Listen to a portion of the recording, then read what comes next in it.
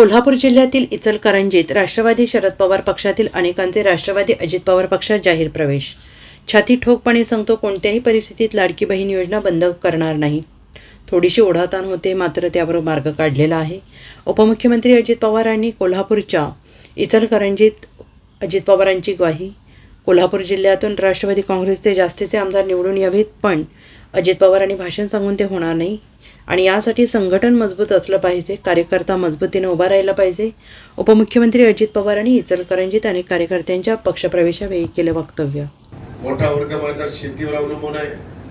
त्यांनाही नवीन आव्हानं स्वीकारून स्वतःचा कुटुंब व्यवस्थितपणे कसं त्या ठिकाणी चालवता येईल, मुला मुलींना लग्न कार्य शिक्षण याच्याही करता त्यांना कुठली अडचण येणार नाही याबद्दलची काळजी आम्ही घेतोय.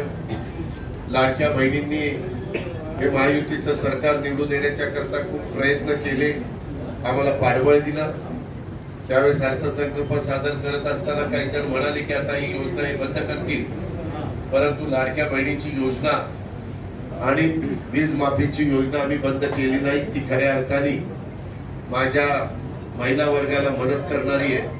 उलट मुश्रीफ साहेबांना पण मी सांगेन की काही बँकांनी काही जर महिला एकत्र आल्या आणि काही त्यांनी उद्योग करायचं ठरवलं तर त्याच्यातनं त्यांना दर महिन्याला 1,500 रुपये मिळतात.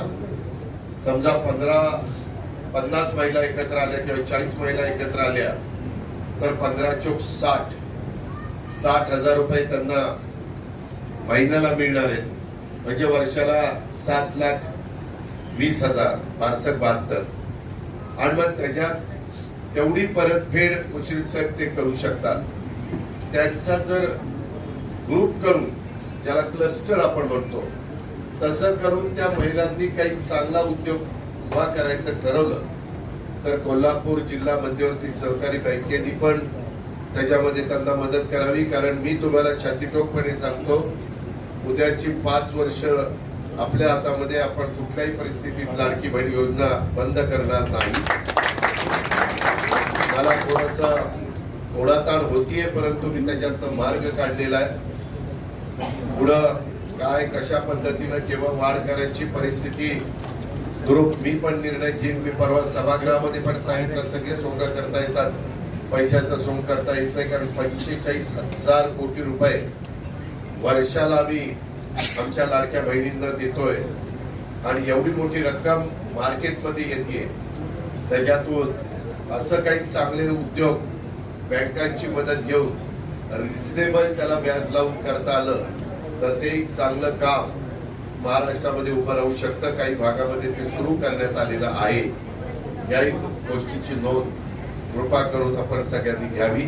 माझी तुम्हाला विनंती आहे, ह्या गोष्टी आपल्या कोल्हापूरच्या परिसरामध्ये सर्व दूरपर्यंत पोहोचवण्याचं काम करा.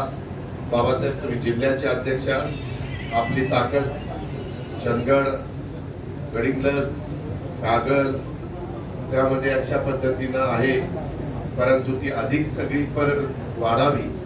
उद्याच्याला जास्तीचे आमदार कोल्हापूर जिल्ह्यातनं, शहरातनं राष्ट्रवादी काँग्रेस पक्षाच्या विचाराचे यावेत. पण अजित पवारांनी भाषण सांगून ते होणार नाही. त्याकरता संघटन मजबूत असलं पाहिजे, त्याकरता कार्यकर्ता मजबूतीने उभा राहायला पाहिजे.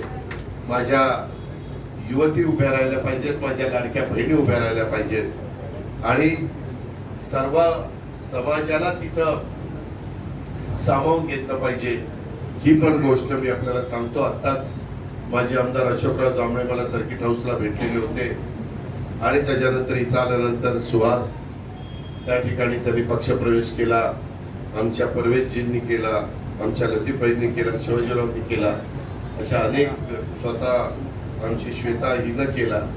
त्या सगळ्यांचंच मी मनापासून स्वागत करतो.